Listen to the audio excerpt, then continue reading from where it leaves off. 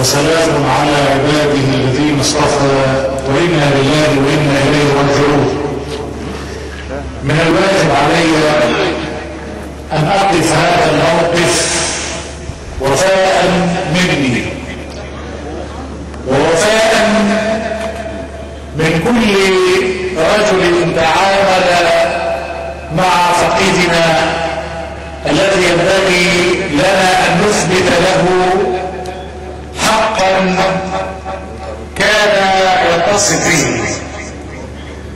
لقد تجسد أمامي الآن شخصية هذا الفارس الذي أحسبه شهيدا،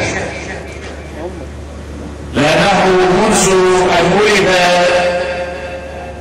في عام 22 وتربى وترعرع في هذه الدعوة المباركة مع الإمام الشهيد حسن البنا، وكان مجاهدا منذ صغره. لقد جلست معه واستمعت كيف خاض حياة ملؤها الكفاح،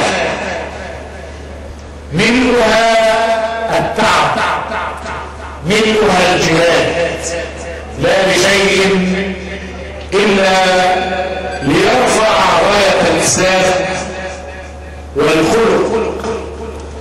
يتمثل في شخص هذا الرجل قول الله تعالى: من المؤمنين رجال صدقوا ما عاهدوا الله عليه فمنهم من قضى نحبه ومنهم من ينتظر وما بدلوا تبديلا. 88 عاما ونيف عاشها متنقلة بين أوطان عدة. بدأ في مصر الوطن العزيز الذي كان يحبه كثيرا. كنت كلما سافرت إلى أرض الحجاز أستشعر أنه يستنشق نسيم كل مصري جاء إليه فيحمل منه عبير هذا الوطن الذي كلنا نحبه ونقيم له كل تقدير. خرج من مصر هاربا من قهر الاستبداد في الخمسينات، من قهر الظلم، لأنه كان يرى أن الحرية هي أسمى ما في الوجود. وذهب واستقر في أرض الحجاز ليقيم صرحا تربويا سماه مدارس التيسير. وكانت هذه المدارس الموجودة إلى يومنا هذا نموذجا للتربية والتعليم. وقد شاهدت ذات مرة في أحد شاشات التلفاز تكريم لهذا الرجل من أمير منطقة جدة.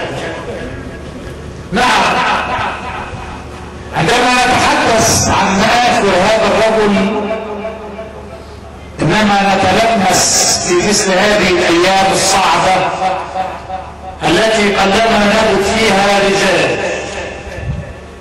وهذا النبي صلى الله عليه وسلم الذي قال: الناس كإبل المئة قلما تجد فيها راحلة. نعم، هناك رجال لكن من هذا الفلسفة. عرفنا هذا الرجل من جهاده، عرفنا هذا الرجل من صبره على البلاء. أتدرون أن هذا الرجل الذي قدم نفوسنا هذه الصروح المحيطة بنا الآن. كيف ولا نقدر في قلبه حبا لهذا الوطن، فما كان إلا أنه أبعد عن هذه البلاد ظلما وعدوانا. ولا أحب أن أسترسل في حديث هذا، فلست منتهزا فرصة لينتقد نظاما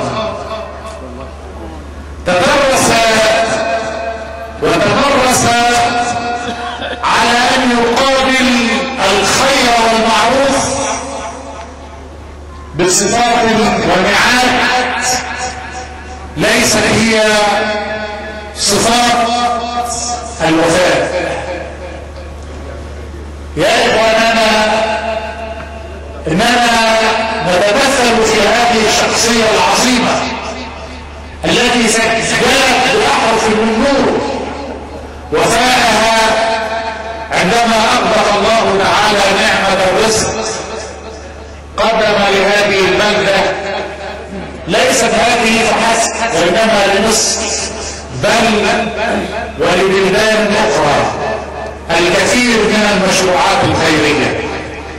جلست معه منذ عام وكان يحلم أن يقدم مشروعات كنت أظن أنها خيالية، لكنها في الحقيقة وثبات إيمانية وسباق نحو الجنة.